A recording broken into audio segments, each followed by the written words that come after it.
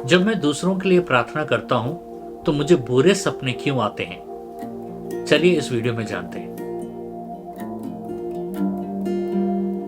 इस विषय के बारे में और अगर गहरा जानना है तो इस विषय के ऊपर मेरा किताब उपलब्ध है।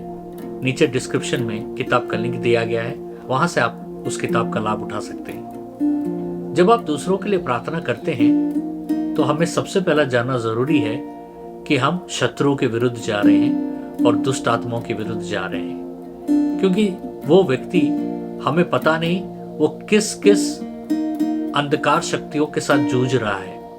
और हम जब उस व्यक्ति के लिए प्रार्थना करते हैं तो हम उसके जीवन में प्रवेश कर रहे हैं। सिर्फ उसी के जीवन में नहीं, वरन हम दुष्ट आत्माओं के बीच में प्रवेश कर उनको खदेड़ने का प्रयास कर रहे हैं। इसलिए एफिशियन का 6:12 में लिखा गया है कि हमारा युद्ध मांस और लहू से नहीं है, बल्कि उन प्रधानताओं से है, उन अंधकार ताकतों से है जो शासन कर रहे हैं अंधकार दुनिया के ऊपर। इसी कारण आप जब दूसरों के लिए प्रार्थना करते हो और स्पेशली वॉरफेयर प्रेयर जब करते हो, आत्मिक युद्ध का प्रार्थना जब करते हो, तो आपको अपोजिशन यानी आपको विरोध होता है। और वो विरोध कहां से आता है? दुष्ट आत्माओं के द्वारा विरोध आता है। और वो कभी कभी दुष्ट सपनों के द्वारा, बुरे सपनों के द्वारा या एक तरीके के भय के द्वारा हमारे जीवन में हम पर हमला करने का प्रयास करता है।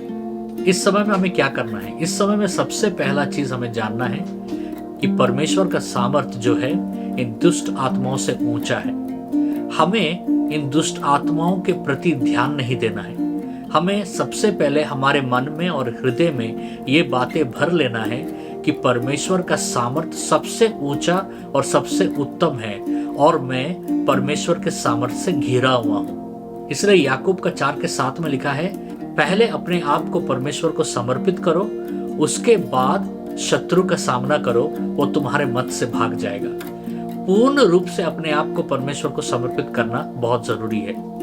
2 स्टेप्स है जिसको हमें करना बहुत जरूरी है। पहला स्टेप ये है कि हम किसी के लिए जब भी प्रार्थना करने जाए तो हमें अपने सारे गुनाहों को, अपने सारे पापों को परमेश्वर के सामने कबूल करना है, क्योंकि वैसा करने से शैतान को किसी भी तरीके का अधिकार नहीं मिलेगा हमारे विरुद्ध काम करने के लिए। इसलिए पहला यूहन्ना 1:9 में लिखा गया है, यदि तुम अपने सारे पापों को परमेश्वर के सामने ईमानदारी से कबूल करो तो वो हमारे पापों को क्षमा करेगा, हमें पवित्र करेगा और हमें हर अधर्म से दूर रखेगा।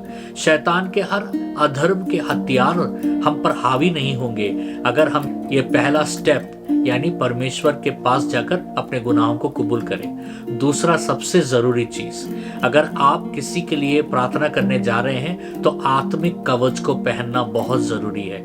आत्मिक कवच के बारे में आप एफिशियन का 6:10 से लेके 18 वचन में आप पढ़ेंगे। इस वचन को आप अपने ऊपर एक बार जरूर प्रार्थना पूर्वक पढ़ लीजिएगा और डिक्लेयर और घोषणा कर लीजिएगा, क्योंकि इसमें सबसे प्रबल है विश्वास का ढाल।